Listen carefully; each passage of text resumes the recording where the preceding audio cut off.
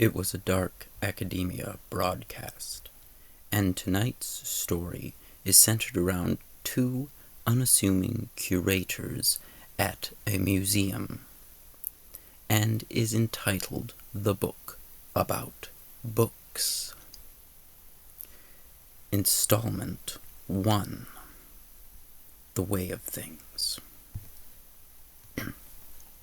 It happened to be Christmas Eve when young Christopher Bean, fondly known as Chris, was walking to the museum. The snowfall of the previous days had melted somewhat, bringing fresh water into the river. The smell of mud was emancipated from the riverbank. But as the evening came on, the remaining white snow was crusted in ice. Earlier that day, two doctors of ancient artifacts and horology had ascended the stairs to the museum and engaged in light conversation as they entered and prepared themselves for their work. Dr. Brown and Dr. Cook were their names. Dr. Brown appeared to be somewhat older and taller, though this effect was entirely due to his immense white beard and mustache and hat that covered his wispy white hair. Dr. Cook gave the effect of someone who loved his work and dressed accordingly. Both men wore glasses. Dr. Brown's round frames were housed by his bristly gray eyebrows. Their conversation proceeded as follows. Dr. Cook, do you remember the time when humans thought the world to be geometrically bounded by four corners and engulfed entirely in bitter water? I do indeed, Dr. Brown.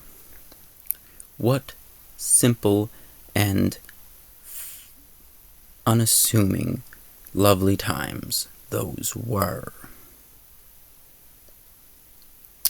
Throughout the day, Dr. Brown and Dr. Cook had busied themselves in their studies at the museum, passing the day in the most unassuming manner. Everything about the men, except perhaps their appearance, which could be judged as being somewhat eccentric, was tepid in manner. Young Chris Bean had entered the museum, perhaps not by accident, due to his loneliness on Christmas Eve, a holiday which had gone unobserved as well with the rest of the world at large by the two good doctors. Chris, however, had ventured slightly beyond the normal exhibits of the museum and found his way into a dark hall which housed what appeared to be another exhibit, although in bad need of dusting. It was the skeleton of a man holding out a little brown book It seemed to Chris that the skeleton had stretched out his hand in an effort to hand the book off. So lifelike was this gesture that Chris took the book from the hand of the skeleton without regard to the bony phalanges which had extended it to him. Instantly, and with a sudden but almost unobserved realization that he was not alone, Chris turned around to find the two good doctors, Dr. Brown and Dr. Cook, observing him. "I'm sorry," said Chris. "I'll put it back." The doctors seemed to take no notice of Chris' words, and muttered to themselves, almost inaudibly, and it seemed as though Dr. Cook was stretching out his hand to take the book from Chris. But before he could do so, Dr. Brown spoke up audibly, saying, "No, we have time." "Oh yes," responded Dr. Cook. "Time is a luxury, and patience a virtue, neither of which seem necessary at this moment, but both we have in abundance." "Very true," said Dr. Brown. "Young man," addressing Chris now, "I assume you have a name?" "Yes, Christopher. You can just call me Chris." "Very good," continued Dr. Brown. "My dear young Chris, you have something that is of interest to us. Perhaps would you accompany us to my study, where we can talk more freely?" Chris politely agreed, and the three of them left the halls of the museum for a small nook that was used as a study by Dr. Brown, where himself and Dr. Cook often took conference. Once they were seated and each had a cup of tea provided by the good Dr. Brown, and not refused politely by Chris, Dr. Brown continued and said, "I think we can take this young dolt into our confidence." "As you should like it," said Dr. Cook. "My dear young man," continued Dr. Brown, "me and my colleague are not perhaps what we seem to be. We are, in such a word, a mere facade." "Oh, I do not know if I would go that far," said Dr. Cook. "We are legitimate in our professions well enough." "True," said Dr. Brown. "However, there is perhaps more to us than meets the eye, and this is not by accident. It is a calculated camouflage of the mundane. We are, of course, wizards from a time more ancient than the oldest cuneiform tablet here at the museum, and our task is to guard and maintain ancient writings which could be adequately called books, and perhaps presumably called a library. But truly it is little more than a collection of manuscripts and letters loosely bound into codexes,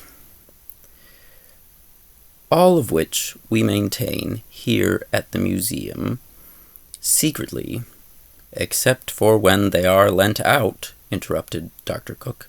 Yes, true, they are routinely borrowed by those seeking to maintain the history of this knowledge within the said books.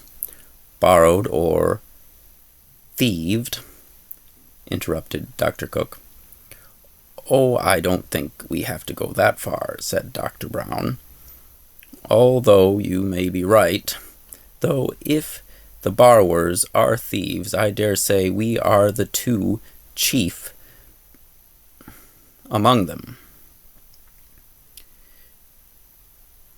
So let us be polite and just refer to them as borrowers. True enough, muttered Dr. Cook. Dr. Brown continued.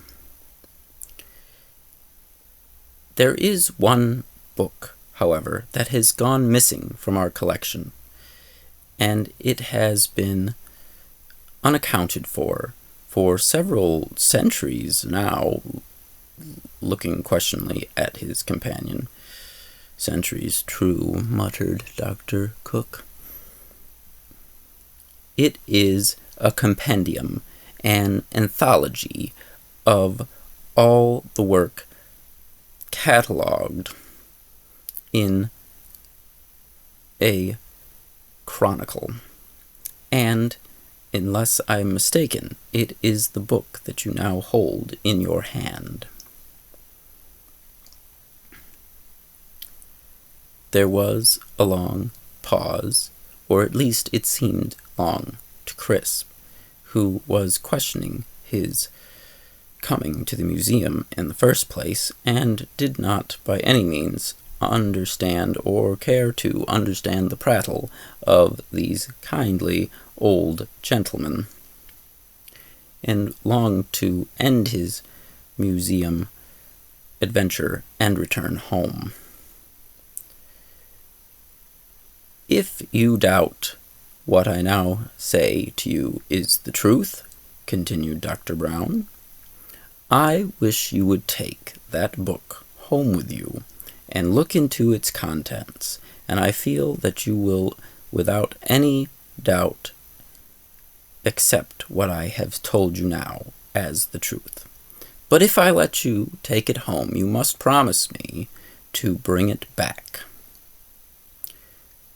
Chris politely agreed, and the three men parted ways.